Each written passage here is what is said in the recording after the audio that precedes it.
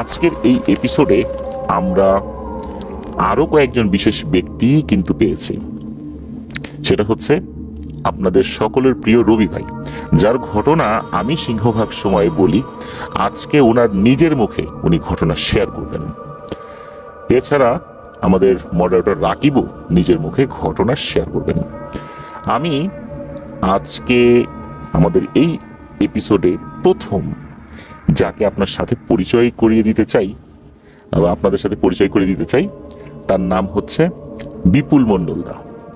বিপুল দা বলে আমরা সম্বোধন করব। উনি লোকাল একজন লোক, আমাদেরকে নৌকাতে করে সুন্দরবনের ভেতরে নিয়ে গিয়েছিলেন। এখানে ওনার ব্যবসাও রয়েছে।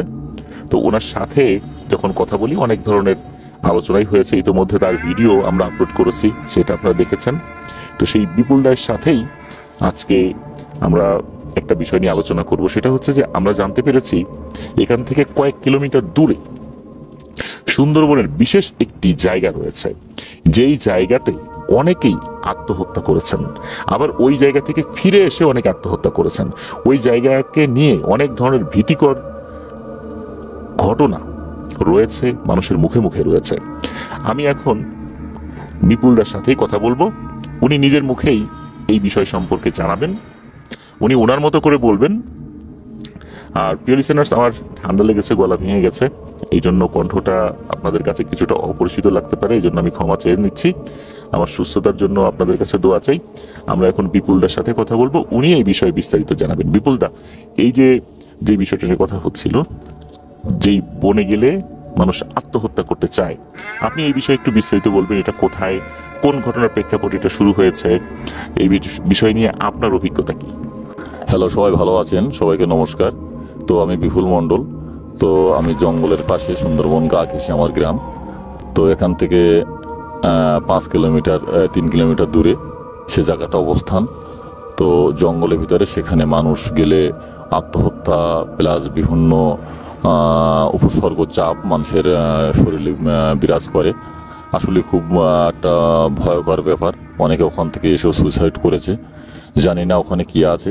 তো আমরা বেশ কয়েকজন মিলে একসময় গিয়েছিলাম, এমনকি জীবন্ত মৃত্যু লাশও আমরা ওখানে বেশ কয়েকবার দেখেছি। তো প্রায় এই ঘটনা ওখানে ঘটে থাকে। এই বিষয়টা ভাবার বিষয়। তো এইটা নিয়ে অনেক মানুষ সেখানে শোনার জন্য আশ্বস্ত বোধ করে। তো এই ব্যাপারে আমাদের ভিতরে যে ভয়টা কাজ করে সেটা হচ্ছে, আমরা যেটা বলি গ্রামীণ ভাষায়, উপসর্গ প্লাস ভূত প্রেতের একটা বিষয়। এটা অনেকের বাড়ি এসে জ্বর বিভিন্ন রকম দেখা দেয়। এভাবে আমরা গুণমান দিয়ে ঝাড়িয়ে কাড়িয়ে নিয়ে অনেকের ভালো হয়, অনেকের হয় না, এমনকি তারাও মারা গেছে। এভাবে চলতেই থাকে প্রায়। দাদা, আপনি বলছিলেন ডাকাতদের বেশ কিছু লাশ পাওয়া গেছিল, এটা কিভাবে একটু যদি বলতেন? ওখানে এক সময় 5টা ডাকাতের লাশ পাওয়া গেছিল। ওনাদের হাতে পায়ে ব্রেক পোতা ছিল। এবং ওদের কারণ লাশ যখন ব্রেক পোঁথার বেশ কিছুদিন পরে সম্ভবত মরা অবস্থায় ওনাদের পাওয়া যায়। যখন গন্ধ ছোটে, আশেপাশের মানুষজন গন্ধ প্লাস মালমাত্রি যে তারা ওইটা দেখতে পায়, দেখতে পেয়ে ওখানে থানা প্রশাসনকে জানায়, ওনারা আসে এবং লাশগুলোকে জব্দ করে। আচ্ছা দাদা, কতদিন থেকে এই এরিয়াতে এই আত্মহত্যার প্রবণতাটা চলছে বলে আপনার ধারণা? তো দীর্ঘ 20 বছর। প্রিয় লিসেনার্স, এই বিষয়ে এখন আমরা আরেকজনের কাছ থেকে জানবো, যিনি এই রিসোর্টে কর্মরত রয়েছেন। তার নাম চিরঞ্জিত। আপনারা যদি এই রিসোর্টে আসতে চান, যার সাথে ফোনে কথা বলবেন, অধিকাংশ সময় এই ব্যক্তি আপনাদের সাথে কথা বলবেন, ফোন রিসিভ করবেন। তো আমাকে উনি জানাচ্ছিলেন ওই সুইসাইড এরিয়া সম্পর্কে। ওনার নিজের মুখেই শুনি উনি কিভাবে এই বিষয়টা জানলেন, কার কাছ থেকে জানলেন। হ্যালো, নমস্কার সবাইকে। আমি চিরঞ্জিত বলছি। তো অনেক আগে আমি আসলে সাধারণত বাড়িতে থাকতাম না। আমি দীর্ঘ 6-7 বছর খুলনাতে থাকতাম, এবং খুলনা থেকে যখন বাড়িতে ব্যাক করলাম, আমার এক ফ্রেন্ডের সাথে পরিচিত হয়, রাজেশ নামে। তো আমরা দুজন ফ্রেন্ডই খুব ক্লোজ। তো একদিন আমরা ঘুরতে বেরোছি। তো এমন সময় আমরা ঘুরতে ঘুরতে ঠিক ওই স্থানটাতে গেছি। আর ওর সাথে আমার ছোটোবেলা থেকে একটা ব্যাপার হচ্ছে কি, যে আমি এই ভূতে প্রেমের প্রতি আমি ছোটোবেলা থেকে খুব ইন্টারেস্টেড। তো আমরা একদিন ঘুরতে ঘুরতে আমরা ওইখানে গেছি। তো ওখানে গাড়িটা রেখে আমার ফ্রেন্ড বলতেছে কি চল এরকম একটা জায়গা আছে, তো এইখানে অ্যাভেলেবল মানুষ সুসাইড করে প্লাস এরকম। তো আমরা কৌতূহলবশত মূলত আমরা সেই রোডে ঢুকি এবং কিছু দূর যাওয়ার পরে আমরা দেখি কিছু মানুষ, তো ওনার প্রথম স্তম্ভ হয়ে গেছে। তারপরে আমাদের বলে ওখানে কারা যায়, আমরা বলতেছি কি যে আমরা এরকম একটু ঘুরতে যাচ্ছি।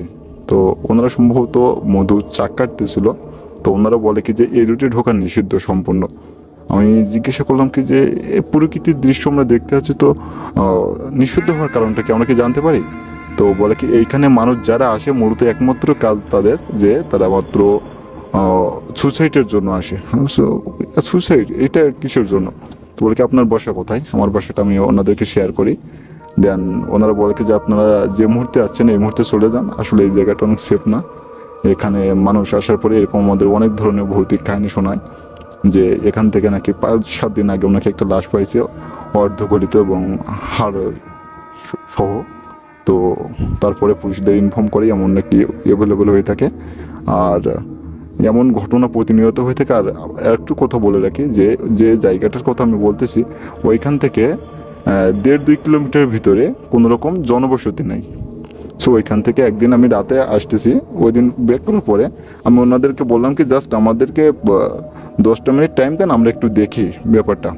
তা ওনারা বললো কি যে দেখেন আমরা তো এখানে স্থানীয়, তো আমরা যতটুকু জানি আমরা এইটুকু শেয়ার করলাম, তবে আপনার জন্য এরকম কোনো ধরনের যদি কাজে এসে থাকেন তাহলে এইগুলো অবশ্যই করবেন না কখনোই। আমরা বললাম কি যে আমাদের গাড়ি নিয়ে যাচ্ছি, তো আমরা এরকম কোনো কিছু না, আর আমাদের মা বাবা খুব ভালোবাসি, আমাদের এরকম কোনো ধরনের সমস্যা নাই। তো ওনারা বললো কি যে এখানে আসার পরে মানুষের মেন্টালিটি চেঞ্জ হয়ে যায়, এখানে বুড়ো থেকে অনেকেই। আর আমি গ্রামে একটা কথা শুনছিলাম যে মানুষ যখন নিখোঁজ হয়ে যায় মাঝে মাঝে কেউ ফ্যামিলিতে রাগ করার পরে নাকি ডিরেক্ট এইখানে চলে আসতো, আর যারা এখানে আসতো সেখান থেকে শুধুমাত্র লাশগুলো তারা পাইতো। মানুষের একটা আইডিয়া হয়ে গেছিলো এরকম যে মানুষ যদি 2-3 দিন যদি মিসিং থাকে তাহলে আপাতত ওইখানটাতে মানুষ সন্দেহবশত যাইতো, কারণ ওইখানে অ্যাভেলেবল এরকম অকারেন্স ঘটে থাকে। তো এখানে আসার পরে এরকম অনেকে সন্ধান পাইছে যাদের লাশও তারা উদ্ধার করছে অর্ধগলিত অবস্থায়। এমন অনেক রকমের ঘটনা আমরা ওখান থেকে জানতে পারি। দেন তারপরে স্যারের সাথে আমার পরিচয়। তো তারপরে আমি স্যারকে একটু ব্যাপারটা শেয়ার করি যে আমাদের উনি প্রথমত আমাদের রিসোর্টে আসার জন্য আগ্রহী প্রকাশ করে এবং আমি তাকে আমার রিসোর্টে আসার জন্য আমন্ত্রণ জানাই। কিন্তু উনি আমাকে জানায় যে এরকম ভূতপ্রেম নিয়ে কাজ করি, তো আপনার কি এরকম কোনো ঘটনাস্থল জানা আছে কিনা? আসলে আমাদের অঞ্চলে এমন এই যে অঞ্চলটা, সেটার কথা আমি স্যারকে শেয়ার করি এবং দেন তার সাথে আমার একটা সুসম্পর্ক হয়ে ওঠে। তারপর আমি এই ব্যাপারটা বিস্তারিত স্যারের সাথে আলোচনা করি। দেন এইভাবেতে আর এমন তাদের আমার ওই অঞ্চলের পার্শ্ববর্তী যে মানুষগুলো যেভাবে আমাকে বুঝালো যে ওখানে নাকি ছোট থেকে বড় সব ধরনের মানুষ ওখানে যাতায়াত করে, কিন্তু যে একবার যায় তার মেন্টালিটি পুরো চেঞ্জ হয়ে যায়। যে তারা হয় আসার পরে কেউ পাগলের মতো বিহেভিয়ার করে, তা না হলে তাদেরকে জিন প্রেত অথবা ভূত যেটাই বলেন যেটা ভর করে ওইরকম কিছু কাজ করে, তা না হলে সে যে কোনো কারণে সুসাইড করার জন্যই আগ্রহী হয়ে যায়, এমনকি উতলা হয়ে পড়ে। তো এমন ঘটনা ঘটার পরে আমি বাড়িতে যখন ব্যাক করি বা যাওয়ার পরে আমি কৌতূহলবশত আমার ফ্যামিলিকে জানাই। তো ওনারা আমাকে অনেক বকাঝোকা করে। আসলে আমার সেই প্লেস থেকে আমার বাসা 10-12 কিলোমিটার দূরে, ওখানে পর্যন্ত আমি এই জায়গাটার কথা শেয়ার করার পরে আমার ফ্যামিলি থেকে সেম কথাটা বলে। আমি বললাম কি যে আমার বাসা তো এত দূরে, তারপরে এই ব্যাপারটা এত লোক জানে, তো এটার ব্যাপারে কোনো হয় না। তো এটা হচ্ছে সুন্দরবনের খুব পাশে, যে আমাদের রিসোর্ট থেকে বেশ কিছু দূরে আমাদের এই জায়গাটা। তো সব কিছু মিলে ওই জায়গাটা একটা রেড জোন মতো, ওইখানে মানুষ সন্ধ্যার পরে তেমন চলাচলও করে না, এখনও পর্যন্ত চলাচল করে না ওইখানটাতে। তবে ওখানে অনেক কিছু হয়েছে, আর ওখানে যারা মূলত রাতে গেছে তাদের অনেকের সাথে সমস্যা হয়েছে। তো পুরোপুরি আপাতত আমাদের গ্রামের লোক যারা জানে এই ব্যাপারটা, তারা কিন্তু ওখানে সচরাচর কেউ যায় না। অসংখ্য ধন্যবাদ চিরঞ্জিত ভাইকে। উনি যেভাবে জানেন ওই বিষয়টা সম্পর্কে আমাদেরকে অবগত করেছেন। আমি এখন বিপুলদার কাছে জানতে চাইব একটা বিষয়, সেটা হচ্ছে আমরা যখন এই সুইসাইড এরিয়া নিয়ে বিপুলদার কাছে জানতে চাইলাম এবং আমরা আগ্রহ প্রকাশ করলাম যে আমরা ওই জায়গাটা একটু দেখে আসতে চাই, এখান থেকে কয়েক কিলোমিটার দূরে আর কি, তখন উনি আমাদেরকে নিরুৎসাহিত শুধু করেন নাই, উনি স্ট্রিক্টলি বারণও করেছেন যে না, আমরা ওই জায়গাতে না যাই। কেননা ওনার দীর্ঘ অভিজ্ঞতার আলোকেই উনি আমাদেরকে নিষেধ করেছিলেন। আমি বিপুলদার কাছে জানতে চাই যে আপনি কেন আমাদেরকে নিরুৎসাহিত করলেন, কেন আমাদেরকে যেতে দিলেন না ওখানে? আমরা তো খুব আগ্রহ প্রকাশ করেছিলাম। এই বিষয়ে আপনার মন্তব্য কি? কোন কারণে আপনার কাছে মনে হলো যে আমরা ওখানে গেলে ক্ষতিগ্রস্ত হতে পারি? তো আপনারা আমাদের গেস্ট, সেই হিসেবে গেস্টে ভালো রাখা আমাদের দায়িত্বের মধ্যে আমরা মনে করি। তো ওইখানে গেলে আমার ভাবনা চিন্তার দিক থেকে আমার বলতে হবে যে কোনো রকমভাবে যদি আপনাদের এক্সিডেন্টলি কোনো কাহিনী বা উপসর্গ কোনো চাপ এসে যায়, সেক্ষেত্রে আপনাদের মানসিক মুভমেন্ট চেঞ্জ হতে পারে। এমনকি আপনি ম্যাডও, মানুষ অনেকেও ম্যাড হয়ে যায়, হ্যাঁ, এমনকি তার নিজের শরীরের প্রতি তার কোনো থাকে না, মানে মায়া মহব্বত ভালোবাসা থাকে না, ত্রাণ ঘটিত ব্যাপার হতে পারে। এই জন্য আপনাদের আমি নিষেধ করছিলাম। আসলে ওখান থেকে ফেরার পরে মানুষ কিন্তু স্বাভাবিক যে আচরণটা থাকে, ওখানে যাওয়ার আগে যে আচরণটা থাকে, ওইখান থেকে ফেরার পরে কিন্তু সেই আচরণটা মূলত তারা করে না, তো অন্যরকম বিহেভিয়ার করে এবং অন্যরকম সমস্যা হয়, যার কারণে আমরা যারা আশেপাশে মানুষজন বলা বলি করে এই ব্যাপারটা কিন্তু বিবেচনা করে আপনাদের সাথে যাতে এই ব্যাপারটা না হয় এরকম কোনো কিছু, যার কারণে আমাদের এটা নিষেধ করে আর কি। দাদা, আপনি আমাদেরকে আর একটা বিষয় বলছিলেন যে ওখানে কোনোভাবেই কোনো ভালো ওঝা ছাড়া, কবিরাজ ছাড়া বা গুণিন আপনারা যেটাকে বলেন, এনাদেরকে ছাড়া ওই জায়গাটা যাওয়াটা উচিত হবে না, এমনটাই তো বলেছেন? হ্যাঁ, বলছিলাম যে কোনো গুণিন বা কোনো হুজুর আউলিয়া ছাড়া ওখানে গেলে, আমাদের এখানে আমরা বনবিবির খুব বিশ্বাস করি, সেক্ষেত্রে বনবিবি উনি মন্ত্রতন্ত্র করে ওই জায়গাটা উপসর্গ যেটা আছে সেটাও তাড়াতে পারে, এটা আমাদের ধারণা। এই বিশ্বাসে অনেকে আমরা ওখানে যেয়ে থাকি, সেক্ষেত্রে কোনো অসুবিধা আমাদের হয় না বলে আমি আশা রাখি। আমি এখন প্রিয় লিসেনার্স রাকিবের কাছ থেকে ঘটনা শুনতে চাই যে রাকিব এই বিষয়ে জানার জন্য, শুধু রাকিব না, আমাদের রবি ভাই, এই রাকিব আর রবি ভাই ওনারা পার্শ্ববর্তী বাজারে গিয়েছিলেন। বাজারে গিয়ে প্রয়োজনীয় কিছু জিনিসপত্র কেনার ফাঁকে লোকাল কয়েকজন লোকের সাথে এই বিষয়ে কথা বলেছিলেন যে বিষয়টা আসলে কি। তখন রাকিব একটি ঘটনা জানতে পারে। এখন রাকিবের মুখ থেকেই সেই ঘটনাটি ইনশাল্লাহ আমরা শুনব। রাকিব, আপনি বাজারে গিয়ে কোন ঘটনাটি জানতে পেরেছেন আমাদের লিসেনারদেরকে সেই ঘটনাটি এখন শেয়ার করবেন।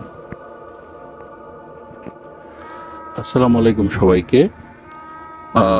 আমরা আজকে সুন্দরবনের ভিতর সবাই যখন ঘুরতে বের হলাম, তখন আমাদের মাঝি বিপুল মণ্ডল দাদা, উনি আমাদেরকে এই সুইসাইডাল যে এরিয়াটা, সেটাকে নিয়ে বেশ কিছু ঘটনা আমাদেরকে জানান। তো আমার কাছে জিনিসটা প্রথমে খুবই আগ্রহের একটা বিষয় ছিল, কেননা আমরা যখন আফনান দা হরর ওয়ার্ল্ডের পক্ষ থেকে কোথাও ঘুরতে যাই, তখন আমাদের মধ্যে একটা টেন্ডেন্সি থাকে যে এই ধরনের স্পটগুলো যেন আমরা কাভার করতে পারি, আমরা এটার পিছনের ঘটনাগুলো যেন জানতে পারি, এবং এই স্পটগুলো নিয়ে মানুষের যে আগ্রহ বা মানুষের যে আসলে কৌতূহল, সেটা আসলে কোন জায়গায়, এবং সেটা যেন আমরা আপনাদেরকে জানাতে পারি। তো আমি ভাইয়াকে বারবার বলছিলাম যে আমরা সেই জায়গায় যাব, কিন্তু বিপুল মণ্ডল দাদা আমাদেরকে একটা জিনিস সাবধান করে দিয়েছেন যে ওইখানে আসলে যখন মানুষ যায় তখন সে অনেকটা অপ্রকৃতস্থ হয়ে যায়। তার মধ্যে পূর্বের করা কোনো ধরনের কোনো কষ্টের কাজ বা কোনো কষ্টের স্মৃতি, সেইগুলা জাগ্রত হতে শুরু করে, এবং সে তখন ধীরে ধীরে তার ওই সময় ইনস্ট্যান্ট মনে হয় যে তার জীবনের কোনো মূল্য নেই, এবং এইটা তাকে আত্মহত্যার দিকে ধাবিত করে। তো আমরা সাধারণত ঘটনা যেহেতু কালেক্ট করি, হান্টিং, আসলে গোস্ট হান্টিং বা এই ধরনের কোনো আগ্রহ আমাদের কখনোই ছিল না, কারণ এইগুলোর পরিণতি খুব ভয়ানক হয়। তো সেই কথা চিন্তা করে আমরা পরবর্তীতে সিদ্ধান্ত নিলাম যে আমরা সেখানে যাব না, কারণ আশেপাশে অন্তত 8 থেকে 10 জন যারা আমাদেরকে নিষেধ করেছেন আসলে এই জায়গাটাতে যাওয়ার। তার মধ্যে বেশ কয়েকজন প্রত্যক্ষদর্শী আমাদেরকে কিছু ঘটনা জানান।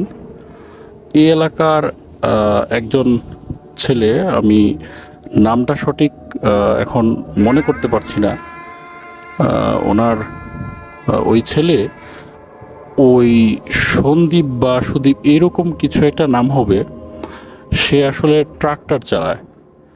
তো ওই এলাকায় আসলে দিনের বেলা সবাই যায়, কিন্তু রাতের বেলা কেউ থাকে না সেখানে, সবাই চলে আসে, সন্ধ্যার আগেই চলে আসে ওই জায়গাটাতে। দিনের বেলায় ওইখানকার লোকাল যারা আছেন তারা অ্যাভয়েড করেন আসলে। তো ওই ছেলে সেখানে ট্রাক্টর দিয়ে জমি চাষ করছিল সেই এরিয়াতে। তো জমি চাষ করতেছিল, তখন সন্ধ্যা হয়ে গেল। হঠাৎ করে উনি, ট্রাক্টর বন্ধ ছিল সে অবস্থায়, উনি একটা সাউন্ড শুনতে পেলেন। তো আশেপাশে যখন উনি সাউন্ড শুনতে পেলেন, তো উনি খোঁজা শুরু করলেন যে আসলে সাউন্ডটা কোথা থেকে আসতেছে। তখনই ওনার চোখে, ওনার থেকে অন্তত 20 থেকে 25 হাত দূর হবে সাদা একটা অবয়ব, 10 থেকে 12 ফুট উচ্চতা হবে, ওনার দিকে তাকিয়ে আছে। তো এইটা দেখার পর উনি অনেক ভয় পেয়ে যান। উনি ভয় পেয়ে সেখান থেকে ট্রাক্টর রেখে একটা দৌড় দেন, কিন্তু ওনার কাছে মনে হচ্ছিল আশেপাশের গাছগুলা থেকে যেন আরও অনেকেই বের হয়ে আসতেছে। তো এরপর উনি আসলে ভয় পেয়ে সেখান থেকে আরও জোরে দৌড় দেন। আসার পরে এখানে একটা দোকানে উনি দেখা করেন, দোকানদারদের সাথে বলেন যে উনি এই ভয় পেয়ে আসছেন সেখান থেকে। তো অনেকে ওনাকে বলতেছিল যে তুমি কেন গেলা ওই জায়গায় একা একা। তো তৎক্ষণাৎ আধা ঘন্টার ভিতরে সে প্রচণ্ড জ্বরে আক্রান্ত হয় এবং সে অনেক কষ্ট করে সেটা নিয়ে। পরবর্তীতে এখানকার যে স্থানীয় কবিরাজ যারা আছেন, ওনারা এটাকে গুনিন বলেন। তো স্থানীয় গুনিনরাও তাকে কিছু ট্রিটমেন্ট করে এবং সে পরবর্তীতে সুস্থ হয়ে যায়, এবং সে এখনো আছে, তবে আমরা তার সাথে দেখা করতে পারি নাই আর কি। ধন্যবাদ জানাচ্ছি রাকিবকে। রাকিব এই সুইসাইডাল এরিয়া নিয়ে অ্যানালাইসিস করতে গিয়ে যে ঘটনাটি সংগ্রহ করেছেন সেটা তো আপনাদেরকে শোনালেন। তো আমরা এ পর্যায়ে বিপুলদার কাছে জানতে চাই যে এই এরিয়াটার এক্সাক্ট লোকেশন, মানে এটা ঠিক কোন জায়গায়, ওই গ্রামটার নাম কি? এটা কৈলাসগঞ্জ মোল্লাবডুব গ্রাম। তা আর ওই স্পটটা, জি, ওই স্পটটা হচ্ছে এখান থেকে 3 কিলোমিটার দূরে গাজীফিশ নামক এক জায়গা, তার একটু দক্ষিণে। তার মানে আমরা যেখানে আছি কৈলাসগঞ্জ থেকে প্রায় 3 কিলোমিটার দূরে একটা জায়গা, জায়গাটার নাম গাজীফিশ নামে পরিচিত একটা বড় মাছ তার পাশে। তার মানে ওই জায়গাটা থেকেও আরেকটু সাইডে আর কি সেই বিশেষ ওই জায়গাটা অবস্থিত আর কি। আচ্ছা, আমরা তো সুইসাইডাল এরিয়া সম্পর্কে জানলাম। প্রিয় লিসেনার্স, আপনারা নিশ্চয়ই অবগত আছেন যে জাপানের মাউন্ট ফুজিয়ামা পাহাড়ের পাশে একটি বন রয়েছে যেটাকে সুইসাইড ফরেস্ট বলা হয়। সেই বন নিয়ে কিন্তু একই ধরনের কথা, যেটা আমরা কিন্তু বিপুলদার কাছ থেকে জেনেছি, তারপর চিরঞ্জিতদার কাছ থেকে জেনেছি, সেটা হচ্ছে যে ওই বনে কেউ ঢোকার পর হঠাৎ করে তার জীবনের বিভিন্ন হতাশা, সেই হতাশাগুলো জেঁকে বসে, তার মাথার ভিতর ওই জিনিসগুলো কাজ করে। তার জীবনের না পাওয়া স্মৃতিগুলো আবার পুনরায় জেগে ওঠে, তার জীবনের ব্যর্থতাগুলো আবার তার বারবার মনে পড়ে। তার জীবনে হাজার সফলতা থাকার পরেও মনে হয় যে ইস, আমার জীবনটা আরো তো ভালো হইতে পারতো, আমার জীবনটা অর্থহীন, এই জীবন দিয়ে কি করব। এই অনুভূতিগুলো জাগ্রত হতে থাকে। মাউন্ট ফুজিয়ামা পাহাড়ের পাশে এই সুইসাইড ফরেস্ট নিয়ে বিভিন্ন ধরনের ইনভেস্টিগেশন হচ্ছে। সেখানে যেই মাটি আমরা যেটা বলি, ওটা আসলে এক ধরনের বিশেষ ধরনের মাটি বলতে হবে। এটা নিয়ে আমাদের কিন্তু আলাদা একটা এপিসোড রয়েছে, এই এপিসোডে আমরা এই বিষয়ে বিস্তারিত আলোচনা করেছি। তো যার কারণে এখন এই বিষয় নিয়ে আলোচনা আমরা করব না। তবে এইখানে যতটুকু আমরা জানতে পেরেছি যে এখানে ভয়ঙ্কর কোন একটা এনটিটির উপস্থিতি রয়েছে, যারা মানুষদেরকে তার হতাশা বা ব্যর্থতাগুলো পুনরায় জাগ্রত করার চেষ্টা করে, আর এই মানুষদেরকে আত্মহত্যা যে প্রবণতা, এই প্রবণতাটা এইটাকে নতুন করে সৃষ্টি করে।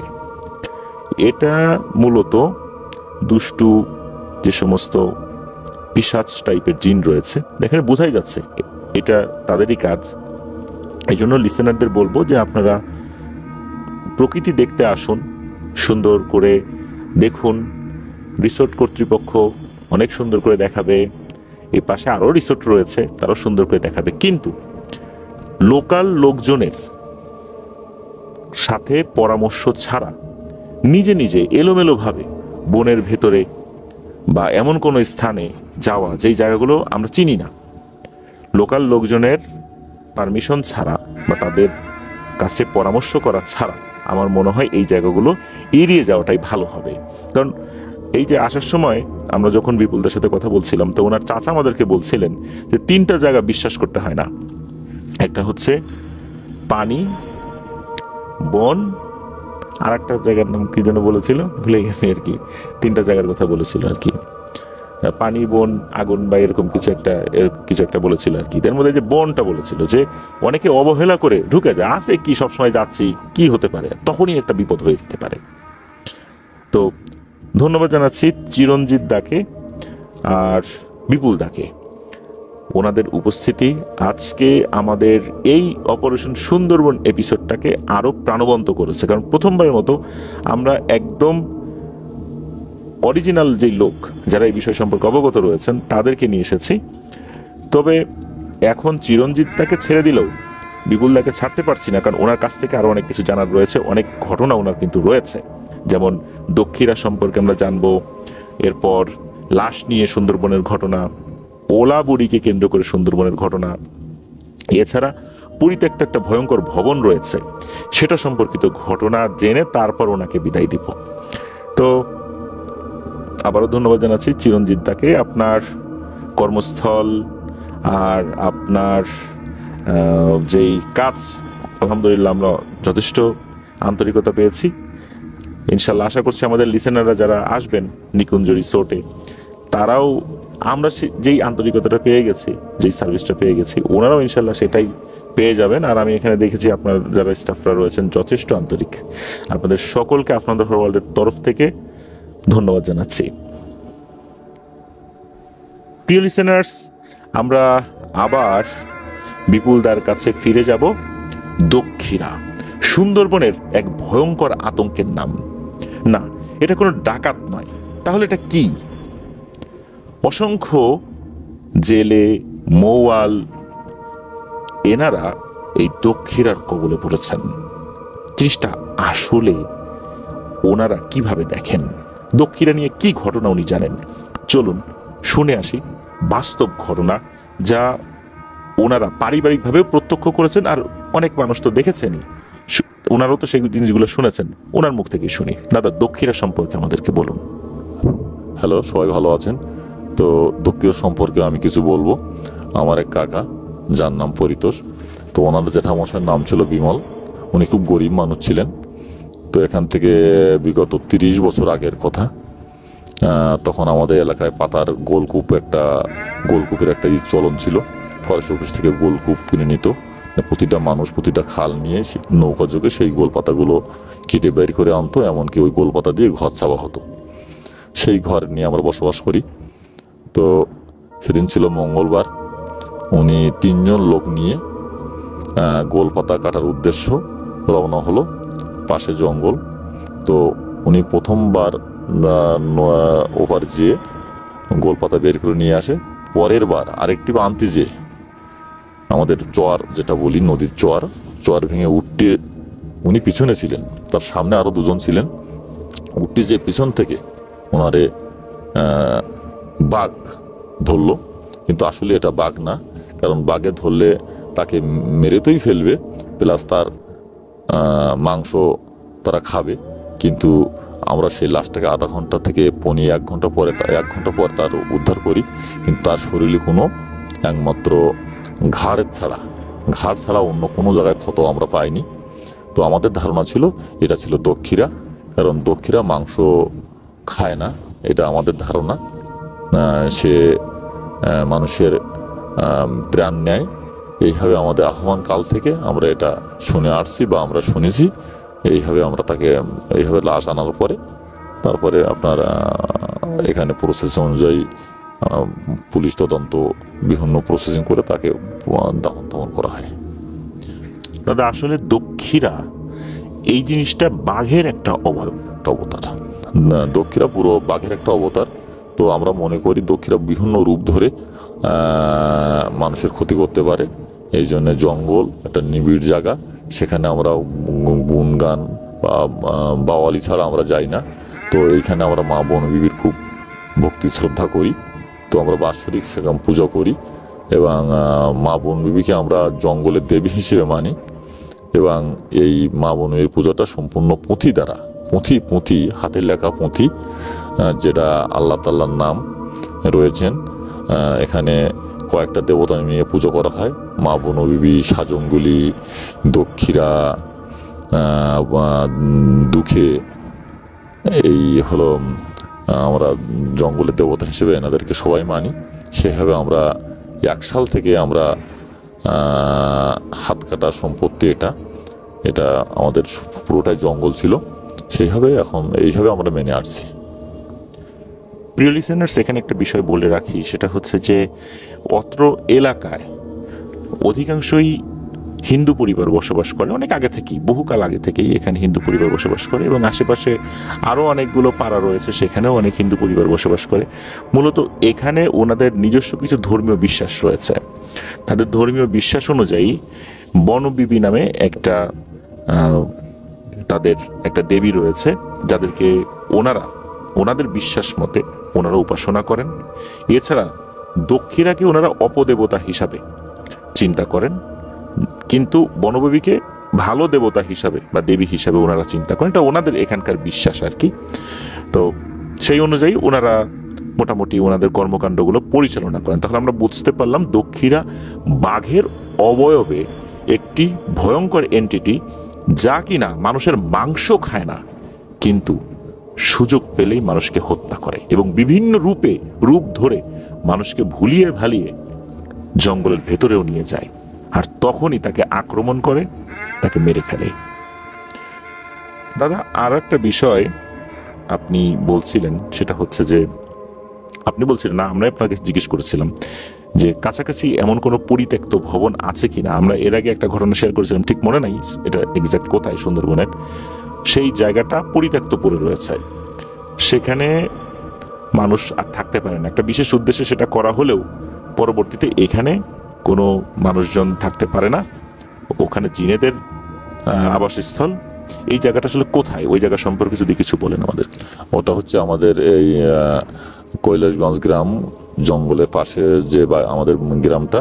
তো এখান থেকে আপনার 5 থেকে 7 কিলোমিটার দূরে ভদ্র নদী বলে একটা নদী আছে, তার পাশে অবস্থিত।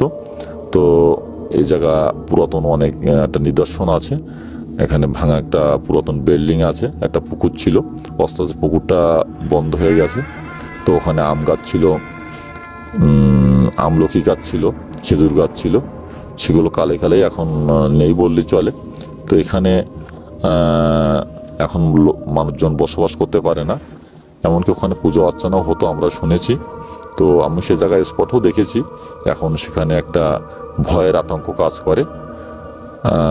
কাজ করে, কারণ সে জঙ্গলটা খুব একটু উঁচু এবং সেখানে বন্যপ্রাণীর চাপও বেশি থাকে।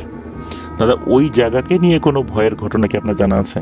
ও জায়গাটা ভয় বলতে, এখান থেকে বেশ কিছু বছর, 2 বছর থেকে 3 বছর আগে কিছু লোক গিয়েছিল মাছ মারার উদ্দেশ্য। তাদের মুখে শোনা কথা যে ওইখানে গেলে নাকি মানুষের বিভিন্ন রকম উপসর্গ চাপ, যেটা বলি আমরা, সেটাও দেখা দেয়। কারণ ও জায়গাটা খুব নিবিড় জঙ্গল, মানে এত ঘন জঙ্গল সুন্দরবনে আর কোথাও দেখা যায় না। এই জন্য ভয়টা বেশি মানুষের কাজ করে, প্রায় অন্ধকার আচ্ছন্ন থাকে।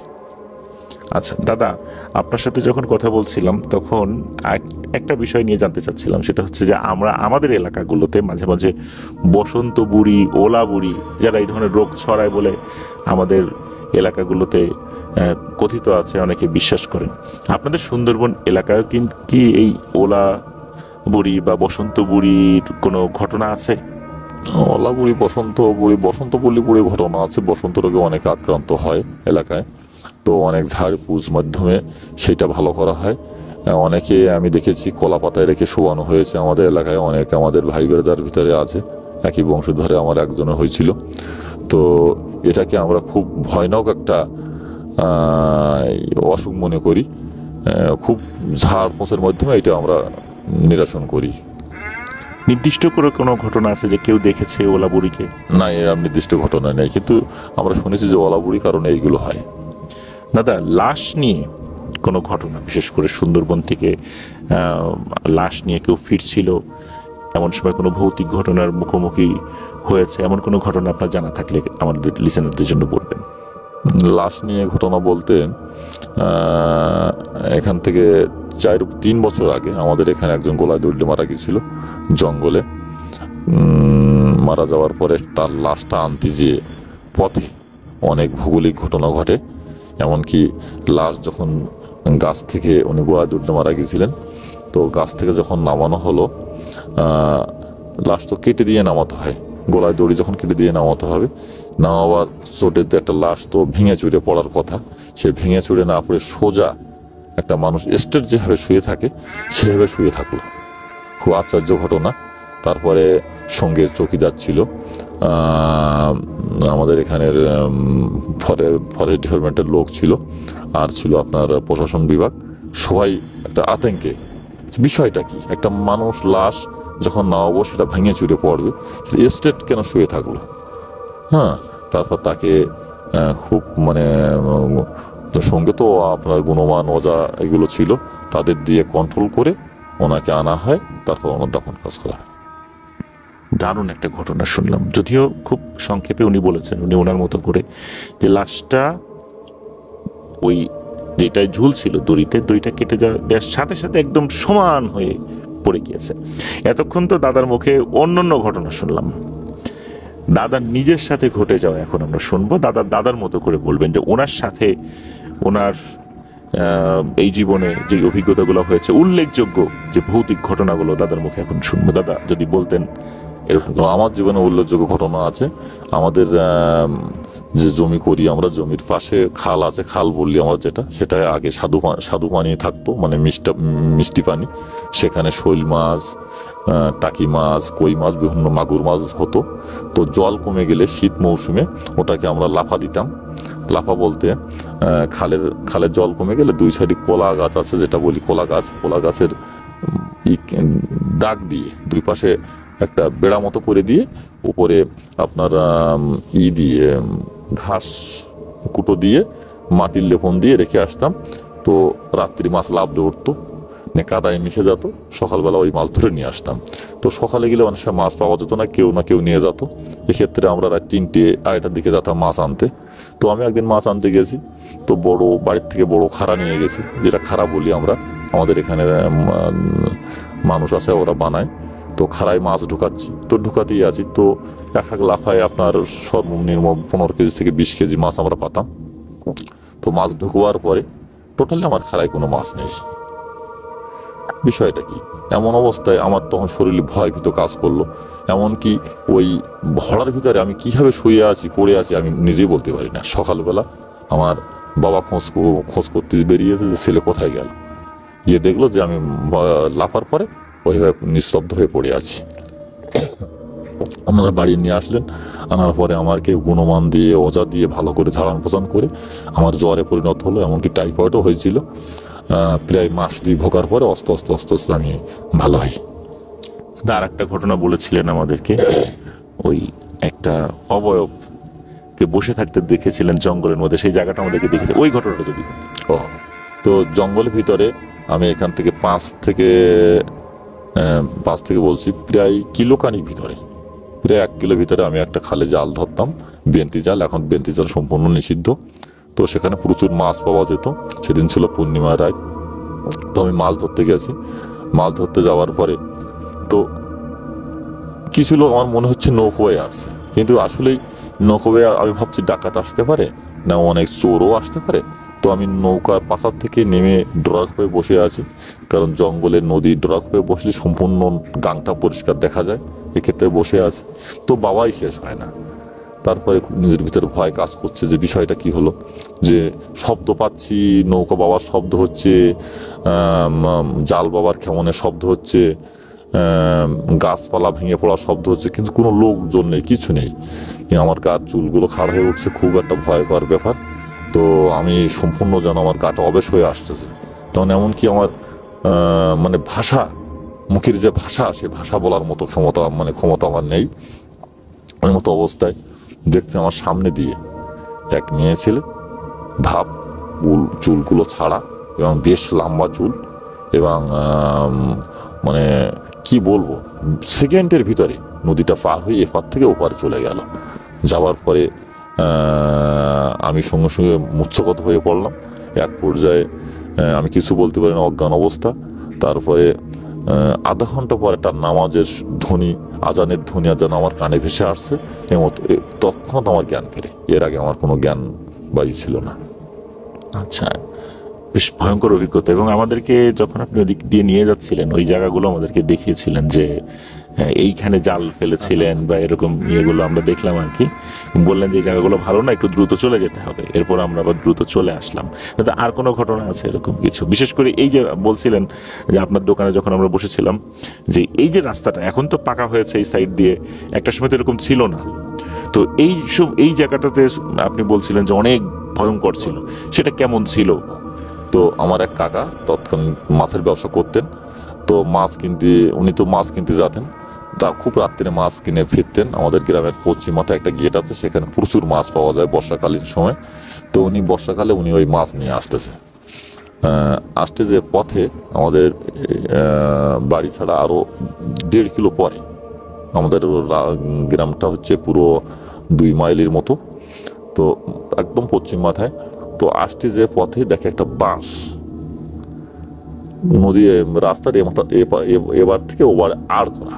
উনি ভাবছে হঠাৎ করে বাঁশ কেন, যাওয়ার সময় কোনো বাঁশ দেখলাম না। তো উনি খুব ভয় কাজ করতেছে। উনি সঙ্গে সঙ্গে মাছের যেটা ডালা বলি, ওনার মাছের ডালা ছিল মাথায়। উনি সঙ্গে সঙ্গে তৎক্ষণাৎ ডালাটা মাথার থেকে পড়ে গেল। পড়ে যাওয়ার পরে উনি চিন্তা করলেন যে বাঁশ যদি আমি ডেবিয়ে যাই তাহলে তো বিপদ হতে পারে। উনি তৎক্ষণাৎ হঠাৎ করে কি বুদ্ধি না কি কায়দায় উনি বাঁশের গায়ে ওনার টাচ হলো। টাচ হলে পরে ওই বাঁশটা দ্রুত আবার সোজা হয়ে গেল। উনি তৎক্ষণাৎ বাড়ির লোকজন ডাকলেন। ডাকার পরে ওনাকে ওখানে মৎস্যগত হলো। আমরা বাড়ির থেকে লোক গেলাম সংবাদ পেয়ে, ওনাকে ওখান থেকে নিয়ে আসলাম। মাছ শাক তো পালাম না, ওনার যে অনেক মাছ ছিল সেদিন মাছও পাওয়া যায়নি ওনার কাছ থেকে, কোনো ডালায় কোনো মাছ ছিল না। এমত অবস্থায় উনি বাড়ি আসেন। তারপরে ওইখানে শোনা গিয়েছিল ওখানে একজন গলায় দড়ি দিয়ে মারা গিয়েছিল। সেইখান থেকে ওইখানে ওই উপসর্গ চাপটা বেশি থাকে। আর একটা জিনিস বলছিলেন যে ছোটবেলায় এইখানে আপনাদের যে বাড়িটা, এখানে যদি দোলনায় কাউকে দুলিয়ে দেওয়া হতো সেটা একা একা দুলতে থাকতো। তারপরে একজন খুব ভালো মানের একজন মুসলিম ওঝার কথা বলেছিলেন, এই ঘটনাটা যদি বলতেন লিসেনারদেরকে। তো এখানে হয়েছিল কি, এখানে সম্পূর্ণ আবাদ কাটা সম্পত্তির পরে বসবাস। তো যেখানে জঙ্গল ছিল সেক্ষেত্রে ভয় ভীতি তো প্রচুরই ছিল। তো এখানে এমন এক সময় বাচ্চাদের যখন হেল্লা ঝোলানো হতো, অটোমেটিক হেল্লাটা ঝুলতো। বিভিন্ন ভয়, ঘরের চালে ঢিল মারলে যেমন শব্দ হয়, যেটা আমরা গ্রামের ভাষায় উল্কি মাটি বলি। হ্যাঁ, উল্কি মাটি, যে ইঁদুরির যে মাটিগুলো ছোট ছোট নিবিড় মাটি হয়, ওইরকম ছুঁড়ে ফেলার মতো শব্দ পাতাম। এমনকি গ্রামে প্রতিটা বাড়ি টাইফয়েড, কলেরা আগে বলতো, এটাও হয়ে থাকতো। এমনকি প্রতিটা বাড়ির থেকে প্রত্যেক বছরে 2-5 জন করে লোক মারা যেত এইসব উপসর্গ ঘটিত ব্যাপারে। তারপর থেকে এখানে আমরা এটা হলো আমাদের হিন্দু মেজরিটি পাচ্ছেন লোক বাস করি। আমরা সব ক্ষেত্র সম্প্রদায়ের লোক, সনাতন ধর্মের মানুষ। তো আমরা কালী পুজো মানসিক করি, কালী পুজো করি। এবং আমাদের এখানে এক হুজুর, উনি এসে গ্রামের পূব মাথা থেকে পশ্চিম মাথা, আমাদের গ্রামটা পশ্চিম লাম্বা, তো পূর্ব থেকে পশ্চিম মাথা পর্যন্ত মশাল, যেটা বলি মশাল, লাঠির মাথায় বেশ কিছু বেঁধে, কষ্টা যেটা শোন বলি আমরা, ওটা বেঁধে মশাল তৈরি করে উনি গ্রামের পূব থেকে পশ্চিম মাথা পর্যন্ত প্রতিটা বাড়ি ওই মশাল নিয়ে আর মন্ত্র করতে করতে উনি যান। সেইখান থেকে আমরা এটা হাত থেকে আমরা রক্ষা পাই। একজন বিশেষ সুফি দরবেশের কথা বলেছিলেন, এখনো জঙ্গলে গিয়ে যদি তার শেখানো যেই পদ্ধতি আছে সেটা পড়ার পরে নাকি অনেক দেওদানব ভয়ে পালিয়ে যায়, সেই সুফি দরবেশের নাম? তো আমরা এখানে প্রায় মানুষ মন্ত্রতন্ত্রে বিশ্বাসী। আমার বাপ ঠাকুরদারা মন্ত্রতন্ত্র নিয়েছিলেন, আমার বাবা বা আমার জেঠামশাই মন্ত্র নিয়েছিলেন সুধীর ফকির কাছ থেকে, ওনার গুরুদেব ছিল মোল্লেস ফকির। তো এখনো তাহার দোহাই দিয়ে জঙ্গলে চললে, নদী পার হতে গেলে যদি কুমির থাকে, মোল্লেস ফকিরের নাম বললে কুমির ধরে না। এখনো জঙ্গলে গেলে তার মন্ত্র লাগবে না, 3 বার মাটিতে হাত দিয়ে যদি 3 থেকে 7 বার মোল্লেস ফকিরের নাম কায়মনোবাক্যে প্রার্থনা করে বা বলে, সেই জঙ্গলে কোনো বাঘ সেই দিনের মতো তাকে কোনো বাঘের অত্যাচার বা সাপের অত্যাচার তারপরে হবে না, এটা আমাদের বিশ্বাস। ওনার নাম হচ্ছে মোল্লেস ফকির। উনি অনেক আধ্যাত্মিক ক্ষমতা সম্পন্ন একজন ব্যক্তি ছিলেন। বিশেষ করে সুন্দরবন এলাকায় ওনার যথেষ্ট আধ্যাত্মিক প্রভাব উনি রেখে গিয়েছিলেন। তবে ওনার সম্পর্কে এখানকার মানুষের বিশ্বাস এইটা যে ওনার নাম নিলে যে এই সমস্যাগুলো থেকে বাঁচা যায়। তবে আমরা বিশ্বাস করি যে আমরা সব সময় যে কোনো বিপদে আল্লাহ তাআলার নাম নিব, এটা আমরা বিশ্বাস করি। তবে এক একটা জায়গায় এক একটা সংস্কৃতিতে মানুষের বিশ্বাসগত পরিবর্তন তো থাকবেই, বিশ্বাসগত ভিন্নতাও থাকবে। এখানে এসে এই ধরনের বিষয়গুলো আমরা দেখলাম। তো দাদা, আপনার কাছ থেকে তো আমরা অনেক কিছু জানলাম। সর্বশেষ আর একটা বিষয় জানবো, সেটা হচ্ছে যে আপনি এই সুন্দরবনকে কিভাবে দেখেন? আমরা দূর থেকে দেখি একটি জঙ্গল, পৃথিবীর সর্ববৃহৎ ম্যানগ্রোভ ফরেস্ট, যার আয়তন 10,000 বর্গ কিলোমিটার, যার প্রায় 65% বাংলাদেশে পড়েছে। তো সেখানে অনেক ধরনের প্রাণী বৈচিত্র্য রয়েছে, বাংলাদেশের ফুসফুস আমরা বলি। তা আমরা সুন্দরবনকে একরকম ভাবে দেখি, আমরা ঘুরতে আসি, দেখে চলে যাই, অনেকে এরকম আসে। কিন্তু সুন্দরবনকে আপনারা কিভাবে দেখেন? সুন্দরবন আপনারা জঙ্গল নামে দেখেন, কিন্তু এটা আমরা বন হিসেবে মনে করি, কারণ এত নিবিড়, এত গাছপালা, এত ঘন, যে কোনো সময় যে কোনো মুহূর্তে মানুষের অ্যাক্সিডেন্ট হতে পারে। কারণ গাছের একটা শুকনো ডাল যদি পড়ে, যে কোনো মানুষ যে কোনো সময় অ্যাক্সিডেন্ট হবে। তো এটা আমরা সম্পূর্ণ মায়ের মতো মনে করি, যে একটা মা একটা শিশুকে যেমন রাখে ঠিক তেমনই মনে করি। এই বিশ্বাসে কিন্তু আমরা জঙ্গলে যাই, যে আজকে আমি মায়ের কোলে আছি, এই বিশ্বাস নেই। এই বিশ্বাস যেদিন আমাদের থাকে না, সেদিন আমরা যাই না। যেদিন মনের থেকে আমাদের খারাপ লাগে যে আজকে জঙ্গল গেলে বিভিন্ন হতে পারে, সেদিন আমরা যাই না। যেদিন আমরা মনটাকে ভালো রাখি, ভালো মনে করি, সেদিন আমরা জঙ্গল যাই। এবং জঙ্গল থেকে আমরা কিন্তু কাঠ, কাঁকড়া, মাছ, বিভিন্ন জিনিস আমরা সংগ্রহ করি। এইভাবে আমরা জীবিকা নির্বাহ করে আসছি, মানে বহু কাল থেকে। এই যে বন্যা, ঝড়, ঝঞ্ঝা, আপনারা বলছিলেন যে এগুলো খুব একটা বেশি টেরই পান না। টের পাই না আমরা, এটা আমরা টের পাই না, কারণ আমাদের এখান থেকে সুন্দরবন শুরু, সুন্দরবন থেকে বঙ্গোপসাগর, সুন্দরবনের শেষ প্রান্তে বঙ্গোপসাগর, দক্ষিণে বঙ্গোপসাগর, আমাদের বাড়িটা উত্তরে। আর এখানে আয়লা হলো 88 হেরিকেন, যেটা বলি আমরা, বেশ আগে হয়েছিল। তো বিভিন্ন ঝড় এখনো এই পর্যন্ত সুন্দরবনের জন্য কোনো ঝড়ের, আমাদের টোটালি কোনো ঝড়ের আঁশ আমাদের এলাকায় লাগেনি। প্রিয় লিসেনার্স, আসলে সুন্দরবন সম্পর্কে ওনাদের অনুভূতি তো জানতে পারলেন। আমাদের অনুভূতিও কিন্তু যে অনেকটা ভিন্ন। বিষয়টা এরকম না, আমরা বিশ্বাস করি যে বাংলাদেশকে যদি আমরা ঝড়, ঝঞ্ঝা, জলোচ্ছ্বাস থেকে রক্ষা পেতে চাই, তাহলে মহান আল্লাহ সুবহানাহু ওয়া তাআলার দেয়া বাংলাদেশিদের জন্য একটা বিশেষ নিয়ামত হচ্ছে এই সুন্দরবন। এই সুন্দরবনকে ধ্বংস করা যাবে না, এই সুন্দরবনকে রক্ষা করতে হবে। সুন্দরবনের ক্ষতি হয় এমন যে কোনো ধরনের কর্মকাণ্ড থেকে নিজেদেরকে বিরত রাখতে হবে, যে কোনো ধরনের প্রকল্প থেকেও সরকারকে বিরত থাকতে হবে, এটাই আমি মনে করি। আশা করি অনেকেই সেটা মনে করেন, যে সুন্দরবনকে ধ্বংস করে আমরা কোনো অবকাঠামো বা অনেক ধরনের উন্নয়নের কথা আমরা যদি শুনিও, সেটা আমরা চাই না। সুন্দরবন যদি থাকে, আল্লাহর এই বিশেষ নিয়ামত, তাহলে বাংলাদেশের অনেক কিছু ইনশাল্লাহ রক্ষা পাবে, যেটা আসলে না দেখলে বোঝার উপায় নাই। এখানে না এলে, নিজের চোখে না দেখে গেলে বুঝাই যাবে না যে সুন্দরবন বাংলাদেশের জন্য কতটা অপরিহার্য। মহান আল্লাহ বাংলাদেশিদের জন্য এই বিশেষ নিয়ামতটা দান করেছেন। এটা আমরা কোনোভাবে যেন ধ্বংস না করে ফেলি, আমাদের কোনো কর্মকাণ্ডের জন্য এটা যেন ধ্বংস না হয়ে যায়। প্রিয় লিসেনার্স, আমরা আমাদের আপনাদের হরর ওয়ার্ল্ডের পক্ষ থেকে অসংখ্য ধন্যবাদ জানাচ্ছি আমাদের বিপুল দাকে আপনারা কিন্তু অনায়াসেই দেখতে পারবেন যদি আপনারা এই নিকুঞ্জ রিসোর্টে আসেন। তার সাথে গল্প করতে পারেন, অনেক দিল খোলা মানুষ। নিকুঞ্জ রিসোর্টের ঠিক উল্টা পাশে ওনার একটি দোকানও রয়েছে, অনেক রাত পর্যন্ত উনি দোকানদারি করেন, অনেক আড্ডা দিতে পারবেন তার সাথে, যেমনটা আমরা দিয়েছি। আপনারাও এসে তার কাছ থেকে অনেক ধরনের গল্প, ভৌতিক গল্প না হোক, আরও তার জীবনে যেই সমস্ত ঘটনাগুলো ঘটে গিয়েছে সুন্দরবনে, সেগুলো শুনতে পারবেন। তাছাড়া উনি নৌকা চালিয়েও মাঝে মাঝে আপনাদেরকে ঘুরিয়ে দেখাবেন। এখানে নৌকা চালানোটা ওনার মেইন প্রফেশন না, তবুও উনি মাঝে মাঝে যখন আমাদের দাবির প্রেক্ষিতে অনেকে আসে না যে একজন অভিজ্ঞ মানুষকে দেন আমরা একটু ভিতরে যাব, তখন এই বিপুলদার মতো মানুষ নৌকার বৈঠাটা ধরেন। বিপুলদা, আপনাকে অসংখ্য ধন্যবাদ জানাচ্ছি আপনাদের হলের পক্ষ থেকে। আশা করছি আপনার কাছ থেকে ভবিষ্যতেও ইনশাল্লাহ আমরা আরো অনেক ঘটনা পাবো। দাদা, আরেকটা লাস্ট একটা কথা, সেটা হচ্ছে যে সুন্দরবনের মধু তো আপনি বিক্রি করেন, সুন্দরবনের মধু কিন্তু দাদার কাছ থেকে এসে সংগ্রহ করতে পারবেন, একদম খাঁটি মধু। দাদাকে অসংখ্য ধন্যবাদ জানাচ্ছি। আমরা এবারে রবি ভাইয়ের কাছে যাব।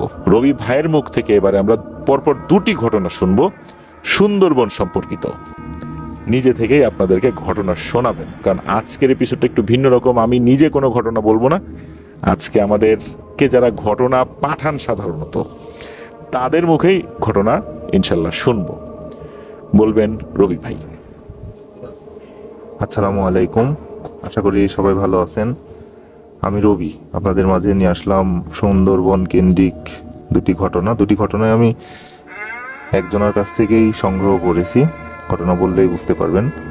তো প্রথম যেই ঘটনাটা, সেই ঘটনাটা 2008 সালের ঘটনা।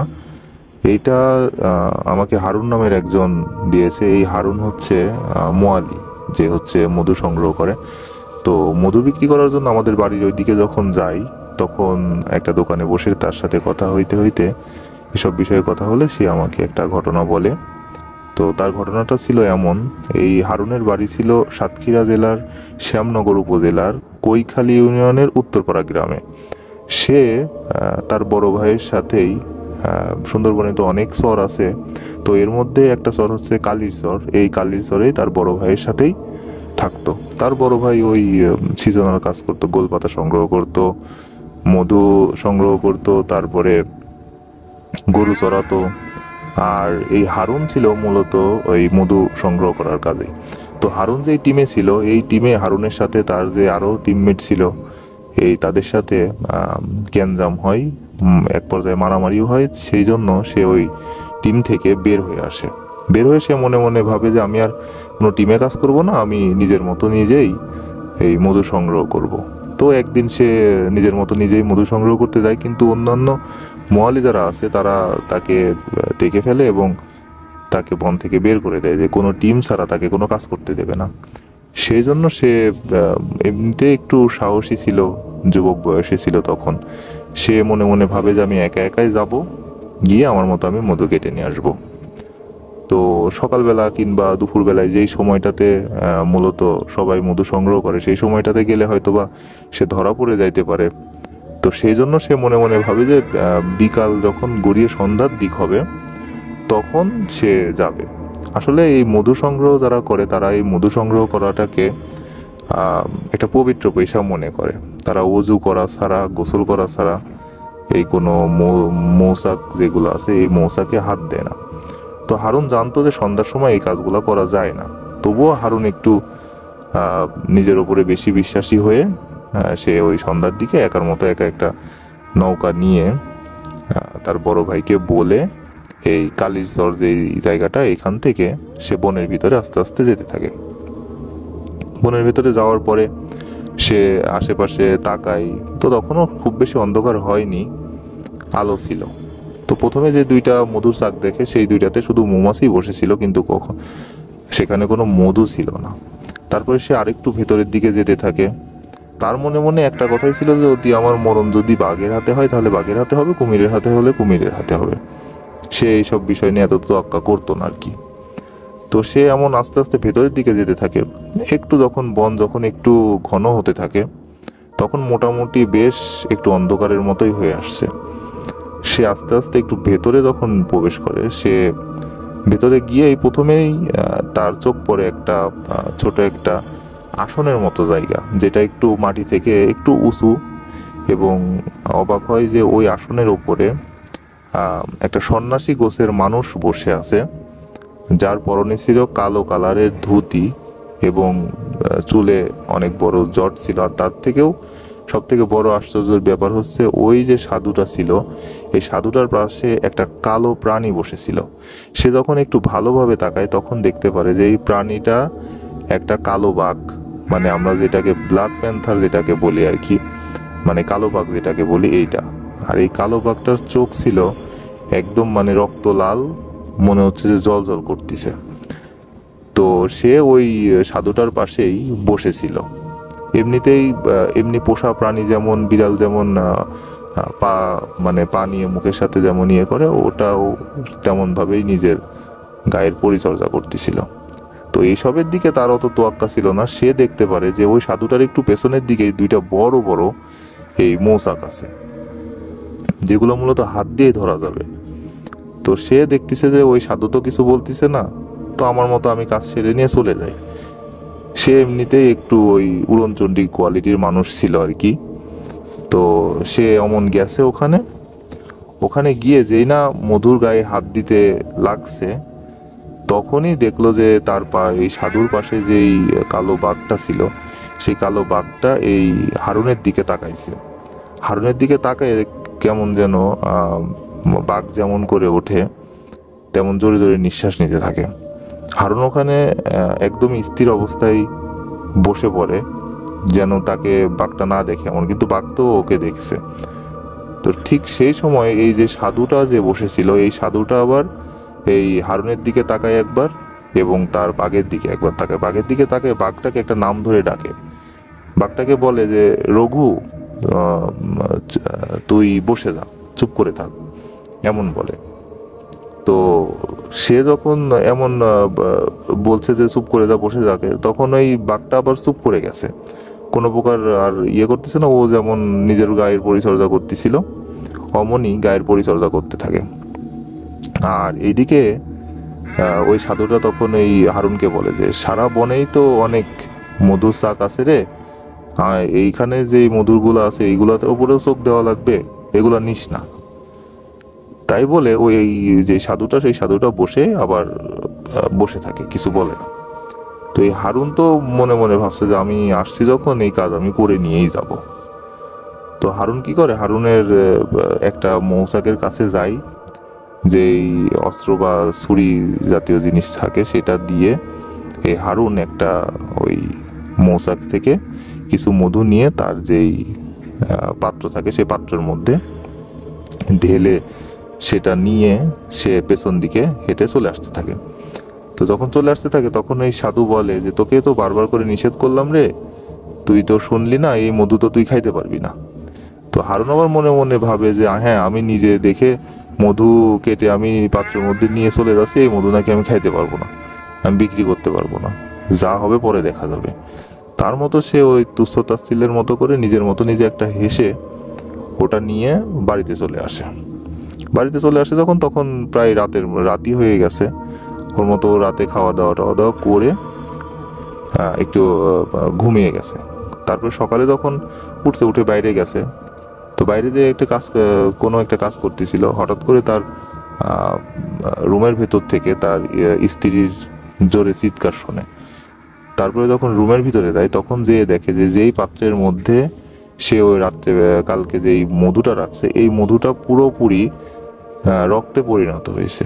শুধু তাই না, এই রক্তের মধ্যে মনে হচ্ছে যে ওই 1 মাস কিংবা 1.5 মাসের কোনো একটা ছাগল কিংবা গরুর যেই অপুষ্ট বাচ্চা আছে এমন একটা জিনিস সেখানে ভাসতিছে। তো এটা দেখে তো সেও অনেক ভয় পায়। তার বড় ভাইও তখন সেই বাড়িতে উপস্থিত ছিল। তার বড় ভাইকে যখন ডেকে বলে, তার বড় ভাই তার উপরে খুবই রাগারাগি করে এবং বলে যে সুন্দরবনে অনেক এমন সাধু আছে যাদেরকে মানুষজন পূজা করে, যাদেরকে মানুষজন ভয় পায়। তুই এর এমন দেখা সত্ত্বেও, কথা বলা সত্ত্বেও তুই এই কাজটা করে নিয়েছিস, তুই এটা মোটেও ভালো করিসনি। তোর উপরে অনেক অভিশাপ নেমে আসবে। তুই ভালো হয় তুই ওই জায়গাতে যা, গিয়ে এই পাত্রে যা নিয়ে আসছিস সেটাই ওখানে ঢেলে দিয়ে তার থেকে ক্ষমা চেয়ে তারপরে তুই বাড়িতে আসবি। তো হারুন ওই আবার নৌকা বেয়ে ওই ওই যেখানে গেছিল অনুমান করে অনেক কষ্ট করে ওই জায়গাতে যায়। কিন্তু যাওয়ার পরে সে দেখে যে ওইখানে আর ওই সাধু কিংবা ওই বাঘ নেই, কিন্তু মৌচাক আছে। আর যেই একটা আসনের মতো জায়গায় বসেছিল সাধুটা, সেই আসনের জায়গাটাও আছে, কিন্তু এই সাধু আর ওই বাঘটা ওখানে ছিল না। তখন এই হারুন ওই আসনের ওপরেই তার ওই যে পাত্রের মধ্যে যে রক্ত আর যেই অপুষ্ট যে বাচ্চার মতো একটা জিনিস ছিল ওইটাই ওখানে ঢেলে দেয় এবং সেখানে হাঁটু গেড়ে বসেই ওই মনে মনে ওই যে সাধু, ওই সাধুর কাছে ক্ষমা চাইতে থাকে। তারপরে সে বাড়িতে চলে আসে। তারপরে আর তার সাথে কোনো কিছু ঘটেনি। তো সে পরে অনেক জায়গা থেকে জানতে চাইছে যে আসলে এই সাধু কিংবা এই যে বাঘ এটার আসলে ব্যাপার কি। তো অনেকে জিজ্ঞেস করলে অনেকে একই বলে যে এই সুন্দরবন অনেক আশ্চর্যজনক জায়গা, এখানে অনেক রকম ভিক্ষুক, সাধু, সন্ন্যাসী থাকে, তাদের কথা মেনে চলতে হয়। তারা নাকি এসব বনের মধ্যে সবসময় থাকে, মানুষের ভেতরে আসে না। তাদের যদি কথা কেউ অমান্য করে তাহলে তাদের জীবনে অভিশাপ নেমে আসে। তো এই ছিল প্রথম ঘটনা। তো দ্বিতীয় যে ঘটনা, এই ঘটনাটাও এই হারুনই আমাকে বলছে। এই ঘটনার সময়কাল হলো আনুমানিক 2006 সাল হবে। তো এই ঘটনাটা যার সাথে ঘটছে তার নাম হচ্ছে শ্যামল। এই শ্যামলের বাড়িও ছিল এই সাতক্ষীরা জেলার শ্যামনগর উপজেলার আকুলি ইউনিয়নের আকুলিপাড়া গ্রামে। তো এই শ্যামল আবার থাকতো সুন্দরচরে। এই সুন্দরচর আবার বিখ্যাত হচ্ছে শুটকি মাছের জন্য। এই শ্যামল এই শুটকি মাছেরই কাজকর্ম করত তার বাবা এবং তার চাচাদের সাথে। একদিন প্রতিদিনকার মতোই কাজকর্ম সব শেষ করে তার বাবা, তার চাচারা বলে যে আমরা এই যে মাছগুলা, শুটকি, এইগুলা তো ডেলিভারি দিতে হবে, আমরা একটু মংলায় গিয়ে এগুলা দিয়ে আসি, তুই থাক, আমরা জোয়ার আসার আগেই চলে আসবো, আগে আগে আগে মানে সন্ধ্যার দিকে চলে আসবো। তো শ্যামল বলে ঠিক আছে। তো সবকিছু গুছিয়ে টুছিয়ে তার বাবা এবং চাচারা সবাই চলে যায়। তখন এই শ্যামল একা একাই এই যে ঝুপড়ি ঘর ছিল সেই ঝুপড়ি ঘরের মধ্যে ছিল। তারপরে যখন থাকে তখন হঠাৎ করেই মনে হলো যে চারপাশে খুব বাতাস শুরু হয়ে গেছে। মানে বাতাস যে এত বেশি হয়েছে যে বাতাসের জন্য যে চরের যে বালিগুলা ছিল সেই বালিগুলাও তার ঘরের যেই পাটকাঠির যে বেড়াগুলো ছিল বেড়ার সাথে জোরে জোরে বাড়ি দিচ্ছে, সেটা শব্দ হচ্ছে শন শন করে। সে কি করে, সে তার যে জানালা, সেই জানালা খোলার কোনো উপক্রম ছিল না, কিন্তু পাটকাঠির বেড়ার অল্প একটু ফাঁক করে দেখতে চায় যে আসলে বাইরে কি হচ্ছে। তখন সে বাইরে যখন একটু পাটকাঠির বেড়া ফাঁক করে দেখে, তখন দেখে যে চারদিকে অন্ধকার নেমে আসছে আর চারদিকে মনে হচ্ছে খুব ঝড় হচ্ছে। তার চোখ যায় সেই পাশেই অনেক বড় বড় কিছু গাছ ছিল, এই গাছের দিকে। যখন সেই গাছের দিকে তাকায় তখন তার চোখ কপালে উঠে যায়, কারণ এই গাছে সে দেখে যে মোট 3-4টা বড় বড় লম্বা গাছে সাদা শাড়ি পরা 3জন মহিলা দাঁড়ায় আছে এবং যাদের উচ্চতা আনুমানিক 10 ফুট করে লম্বা হবে, চুলগুলো অনেক লম্বা এবং সেখানে লম্বা চুল, আর চুলগুলো ছিল কোকড়া এবং অনেক বেশি ঘন। এই মহিলাগুলো এই যে বড় বড় গাছ, এই বড় বড় গাছগুলা ঝাঁকাচ্ছে, আর ওইখান থেকে যে পরিমাণ বাতাস বের হচ্ছে এইটাতেই চারদিকে একটা ঘূর্ণিপাকের মতো সৃষ্টি হয়েছে। তো এটা দেখেই শ্যামল প্রচন্ড ভয় পায় এবং ঘরের মধ্যে গুটিসুটি মেরে বসে থাকে, চিন্তা করতে থাকে কখন তার বাবারা, চাচারা আসবে। তো একটা সময় তার বাবা চাচারা চলে আসে, তারপরে সেখানে ঝড়ও কমে যায়, মানে একবারে থাকেই না। তো তারপরে তার বাবা চাচা আসলে তার বাবা চাচার সাথে এই বিষয়টা শেয়ার করলে তার বাবা চাচা বলে, তুই তো নতুন আসছিস এখানে থাকতে হলে অনেক কিছুই দেখে চুপ করে থাকতে হয়। তো তুই যেটাকে দেখছিস এইটাকে সবাই স্থানীয় ভাষায় কুটলি বুড়ি বা সাদা বুড়ি এমন বলে। তো এটাকে অনেকেই অনেক জায়গায় দেখে, অনেকভাবেই দেখে, যারা মাছ ধরে তারাও নাকি অনেক সময় দেখে, কিন্তু দেখে একে ডাকা যাবে না কিংবা এর কাছে যাওয়া যাবে না, তাহলে এই ঘোর বিপদ। অনেক সময় দেখা যাচ্ছে তুই পানি আনতে গেছিস, ওখানে গিয়ে এমন একটা তুই কুটলি বুড়ি কিংবা সাদা বুড়িকে দেখেছিস, সেখানে কিছু জিজ্ঞেস করা যাবে না, তোর মতো তুই কাজ সেরে ওখান থেকে চলে আসবি, তাহলেই ভালো। তো এই ছিল মোটামুটি সুন্দরবনের দিক আমার দ্বিতীয় ঘটনাটি। তো আশা করি এরপরে যদি আবার কোনো ভৌতিক ঘটনা পাই অবশ্যই আপনাদের সাথে শেয়ার করব। আসসালামু আলাইকুম। ধন্যবাদ জানাচ্ছি রবি ভাইকে। আসলে রবি ভাইয়ের অনেক ঘটনাই তো আমরা বিভিন্ন সময় নিয়ে এসেছি। উইন্টার কার্নিভাল যেটা, সেখানেও আমরা নিয়ে এসেছিলাম। এরপর তো বিভিন্ন স্পেশাল এপিসোড বলি আর অন্যান্য এপিসোড বলি, সেখানেও ছিল। তো প্রথমবারের মতো রবি ভাই আপনি আপনার কণ্ঠে ঘটনা মানে বললেন, আপনার অনুভূতি কি? খুব ভালো লাগছে ভাইয়া, আপনাকেও ধন্যবাদ, আর সকল লিসেনারদেরও ধন্যবাদ। আপনাকেও ধন্যবাদ রবি ভাই। প্রিয় লিসেনার্স, এখন আমরা চলে যাব আমাদের মডারেটর রাকিবের কাছে। রাকিব এই ঘটনাটি সংগ্রহ করেছেন আমাদের বাগেরহাটের লিসেনার বাদশা ভাইয়ের কাছ থেকে। বাদশা ভাই আজকে সকালবেলা এসেছিলেন আমাদের সাথে দেখা করার জন্য। মোট 3 জন এসেছিলেন আমাদের সাথে দেখা করার জন্য।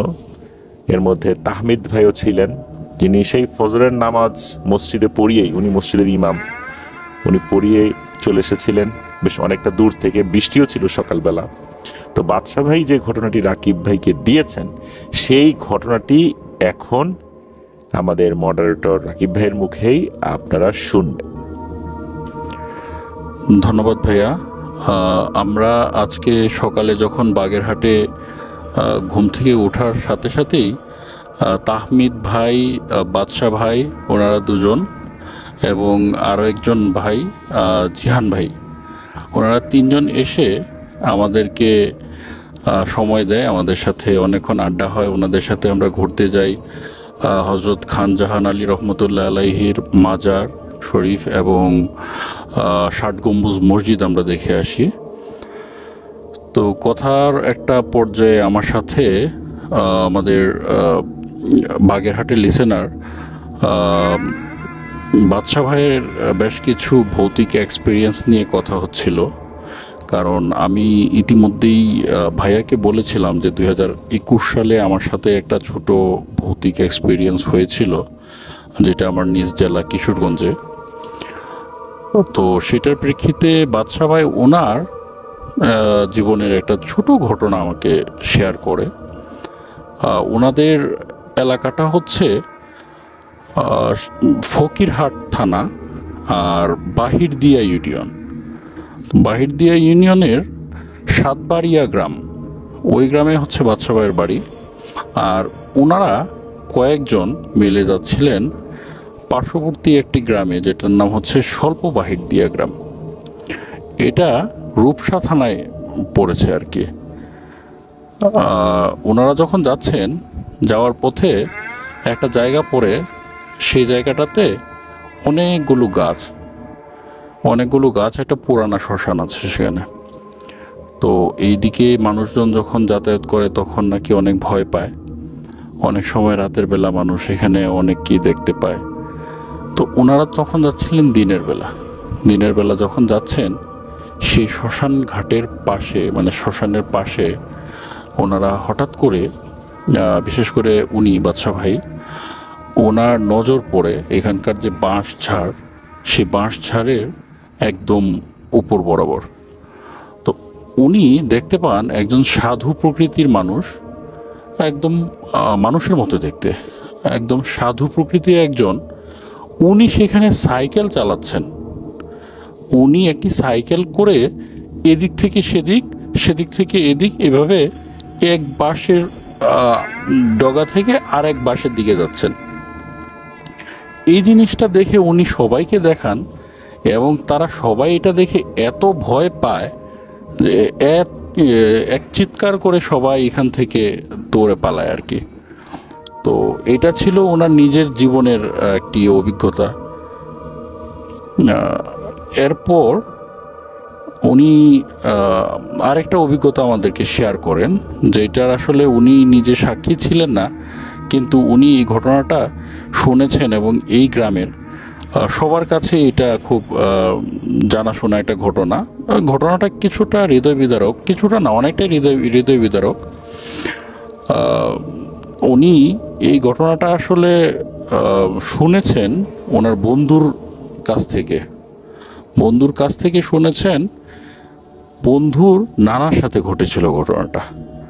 আর উনি ঘটনাটার সাক্ষী এই অর্থে যে এই ঘটনাটা ঘটেছিল ৪৫ বছর আগে, কিন্তু সেইখানকার একজন প্রত্যক্ষদর্শী, তার সাথে উনি যখন কথা বলছিলেন তখন সেই প্রত্যক্ষদর্শীও মানে ওই ঘটনা না, বাট ওই যে বিষয়টা নিয়ে এই ঘটনা, সেটার একজন প্রত্যক্ষদর্শীর সাথে ওনার কথা হয়েছে।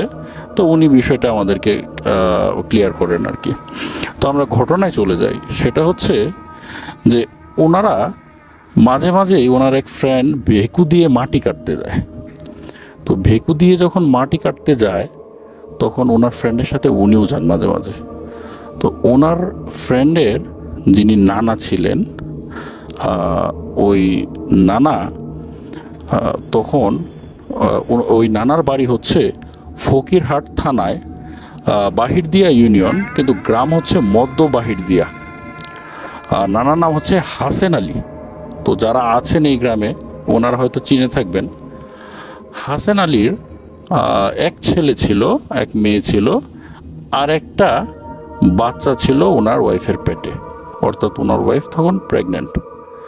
তো উনি সেখান থেকে ওনার বাড়ি থেকে একটু কাছেই একটা জায়গা আছে যেটাকে আমবনিয়া বলে, স্থানীয় ভাষায় আসলে এটাকে আমবইলা বলে সবাই চিনে আর কি। এটা একটা ভিটার মতো জায়গা। এই জায়গার আশেপাশে অনেকগুলো বড় বড় অনেক পুরানা আম গাছ। এইখানে নাকি দিনের বেলা গেলেও মানুষ অনেক ভয় পায়। তো মানুষ যখন এদিক দিয়ে যাতায়াত করে তখন চেষ্টা করে আমবনিয়ার ওই জায়গাটাকে মানুষ যেন অ্যাভয়েড করতে পারে। এটাকে আমবইলার ভিটা অনেকে বলে থাকে আর কি। তো এই ভিটা দিয়ে ওনার নানা হাসেন আলী উনি যাচ্ছিলেন বলতে ওইখানে ওনার জমি ছিল, জমির আইলে উনি মাটি কাটতেন। তো জমির আইলে যখন মাটি কাটতেছেন তখন পাকা রাস্তা তো আর ছিল না ৪৫ বছর আগে, মাটির রাস্তায় উনি যখন মাটি কাটতেছিলেন ওইখানে জমির আইলে, মাটি কাটার সময় কখন যে বিকেল গড়িয়ে সন্ধ্যা হয়ে গেছে উনি টের পান নাই। তো সন্ধ্যা হবে আর কি, এমন অবস্থায় উনি হঠাৎ করে দেখতে পান একজন মহিলা খুব জরাজীর্ণ পোশাকে এই ওনার পাশের রাস্তা ধরে মনে হলো যেন এক দমকা বাতাসের মতো উনি হেঁটে গেলেন। তো এটা দেখে হোসেন চাচা উনি চিন্তা করলেন যে এই সময় হোসেন নানা ওই সময় চিন্তা করলেন যে এই সময়ে জরাজীর্ণ পোশাকে একটা মহিলা গেল এই দিক দিয়ে। পরক্ষণেই উনি খেয়াল করলেন যে আরও একজন মহিলা আসতেছেন। সেই মহিলার গায়ে খুব চমৎকার কালারফুল ড্রেস এবং মনে হচ্ছে যেন নতুন বউ। তো এইটা দেখে উনি খুব অবাক হন। এমন সময় এই রাস্তা দিয়ে পরপর দুইজন মহিলা গেল, এত চমৎকার ড্রেস এবং জরাজীর্ণ ড্রেস পরে, কিন্তু এই দিক দিয়ে তো এই সময় মানুষ যাওয়ার কথা না। তখন ওনার খেয়াল হয় যে এখন তো সন্ধ্যা হয়ে গেছে। তো উনি ওনাদের ভালোর জন্য চিন্তা করে হঠাৎ করেই ওই যে পিছনে থাকা যে খুব চাকচিক্য যে ড্রেস, ঘুমটা পরা একজন মহিলা, ওনাকে ডাক দেন, বলেন যে এই যে শোনো মা, এই সময়ে তুমি এই দিক দিয়ে কেন যাচ্ছ? তো মহিলা ওনার কথা শুনে না, মহিলা ঠিকই এগিয়ে যেতে থাকে রাস্তা দিয়ে। তো উনি আবার ডাক দেন, আবার ডাক দেওয়ার পরে মহিলা আবার এগিয়ে যেতে থাকে। এখন কিছুটা উনি ধমকের সুরেই বলেন যে এই যে আমার কথা কানে যাচ্ছে না, এই দিক দিয়ে এই সময় কেন যাচ্ছ, তোমার বাড়ির কোথায়, তোমাদের ফ্যামিলি সদস্য কোথায়, তুমি জানো না এই রাস্তাটা ভালো না? তো এটা শুনে মেয়েটা দাঁড়িয়ে যায়। মেয়েটা যখন দাঁড়িয়ে যায় উনি তখন মেয়েটার কাছাকাছি যায়। কাছাকাছি যাওয়ার পর মেয়েটা বলে যে আমি এদিক দিয়ে যাচ্ছি, তোমার কি, তুমি তোমার কাজ করো। তখন উনি বলল যে আবার মুখে মুখে কথা বলো, তুমি এমন সময় এদিক দিয়ে যাচ্ছ, তোমার তো অনেক ক্ষতি হতে পারে। এই কথা শুনে মেয়েটা তার মাথা থেকে ঘুমটা নামায় আর হাতের উপর থেকে শাড়ির কাপড় কিছুটা সরিয়ে দেয় আর বলে আমাকে আমাকে কি বলার আছে, কাছে আয়, কাছে এসে বল। এখন তিনি খেয়াল করলেন যে ঘুমটা নামানোর পরেই সেই মেয়ে আর মেয়ে নাই, ভিতরে এত ভয়ঙ্কর রূপী একজন কি বলা যায় যে ডাইনির মতো চেহারা, দুই হাতে অনেক লোম, বড় বড় লোম, ভাল্লুকের মতো থাবা। হাত দুইটা দেখে উনি এক চিৎকার দিয়ে বলেন, ওমা, এটা কি দেখলাম। এই চিৎকার করে উনি দৌড়াতে থাকেন। উনি যেখানে কাজ করতেছিলেন সেখান থেকে সোজা দৌড়াতে থাকেন, কিন্তু পিছন থেকে উনি কোনো শব্দ, কোনো কিছুই আর শোনেন নাই। উনি চোখ বন্ধ করে দৌড়, সামনে গিয়ে দেখেন আরেক ক্ষেতে ওনার মতোই একজন জমির পাশে মাটি কেটে জমির আইল তৈরি করতেছিলেন। সেই ব্যক্তিকে তাকে না চিনেই বা তাকে না জেনেই আতঙ্কিত অবস্থায় নানা গিয়ে বলেন যে দেখেন ভাই, আমার সাথে এরকম একটা ঘটনা ঘটলো, আমি যে কি জিনিস দেখে আসছি এটা তো আপনাকে যদি বলি আপনি নিজেও ভয় পেয়ে যাবেন। আমি তো এখন আমার অবস্থা খারাপ। হাঁপাতে হাঁপাতে উনি যখন এই কথা বললেন তখন ওই মাটি কাটা অবস্থায় যে লোকটা ছিল সে ওনার দিকে ঘুরে দাঁড়ায় এবং ওই লোকের হাত দুইটা দেখায়, বলে যে এই হাত দুইটা দেখে আসছিস তো? তো নানা খেয়াল করলেন যে ওনার এই দুই হাতে ওই ভাল্লুকের মতো লোম, ভাল্লুকের মতো থাবা, ভয়ঙ্কর বিভৎস দুইটা হাত। এইটা দেখে তো উনি ভয় পেয়ে যান যে ওইটা আবার ওনার সামনে আসছে। এখন তিনি চিৎকার করতে করতে অনেক দূর এসে প্রায় অজ্ঞান হয়ে যান। ওই দিন উনি অনেক কষ্টে ওনাকে কয়েকজন ধরাধরি করে বাড়িতে নিয়ে আসেন। উনি বাড়িতে আসার পরে সবাইকে ঘটনা খুলে বলেন ওনার সাথে কি হয়েছে। এই ঘটনা শোনার পরে মানুষ যখন এটা নিয়ে আলোচনা করতেছে, ঘণ্টাখানেকের মধ্যে ওনার সারা গা তীব্র জ্বরে আক্রান্ত হয়। আশপাশ থেকে বিভিন্ন হুজুরদেরকে আনা হয়, কবিরাজ আনা হয়, রাতে অনেক চেষ্টা করা হয়, ওনার জ্বর কোনোভাবেই কমানো যায়নি। শেষ রাতের দিকে উনি মারা যান। ওনার তখনও তৃতীয় সন্তান ভূমিষ্ঠ হয়নি। পরবর্তীতে ওনার তৃতীয় সন্তান হিসেবে একটা মেয়ে জন্ম নেয়, উনি মারা যান। ওনার ফ্যামিলি পরবর্তীতে অনেক কষ্ট করে আজকে ওনারা মোটামুটি পরিবার একটা অবস্থানে এসেছেন। ওনার সেই ছোট মেয়ে যে পেটে ছিল, সেই ছোট মেয়ের ছেলে সেই হচ্ছে আমাদের সেই বাদশা ভাইয়ের বন্ধু আর কি। তো এটা ছিল বাদশা ভাইয়ের ঘটনা, যেটা ওনার সাথে আমি আজকে সকালে শুনলাম আর কি। অসংখ্য ধন্যবাদ জানাচ্ছি রাকিবকে দারুণ ঘটনা আমাদের সাথে শেয়ার করার জন্য। রাকিব প্রথমবারের মতো সরাসরি ঘটনা শেয়ার করলেন, অনুভূতিটা যদি বলতেন।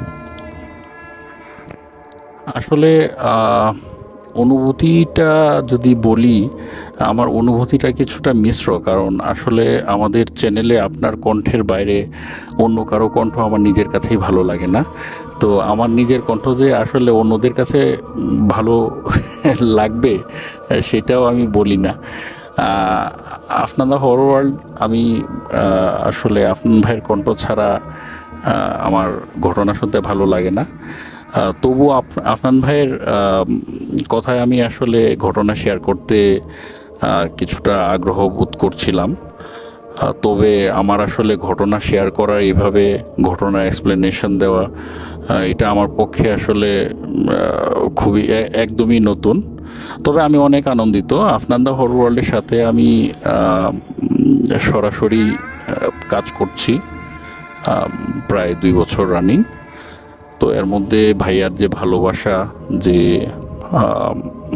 ভাইয়ার এবং আমার যে আসলে কাজের যে প্যাটার্ন, তো এতে আমি আসলে সত্যিই খুব গর্ববোধ করি যে আসলে ভাইয়ার সাথে আমার কাজ করার অভিজ্ঞতা হয়েছে।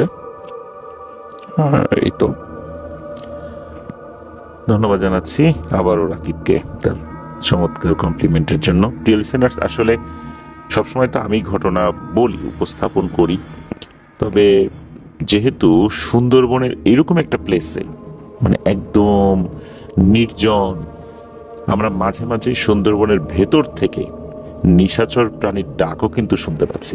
হয়তোবা স্পিকারে সেই ডাকটা ক্যাচ করতে পারছে না, কিন্তু আমাদের কানে কিন্তু আসছে। শুধু তাই না, এক ধরনের গিরগিটি, যেটাকে তক্ষক বলা হয়, এই তক্ষকের ডাকও কিন্তু আমরা শনাক্ত করতে পারছি যে তক্ষক ডাকছে ভেতর থেকে, জঙ্গলের ভেতর থেকে। তাহলে বুঝতেই পারছেন যে আমরা ঠিক কোন প্লেসে বসে আজকের এপিসোডটি আমরা করলাম।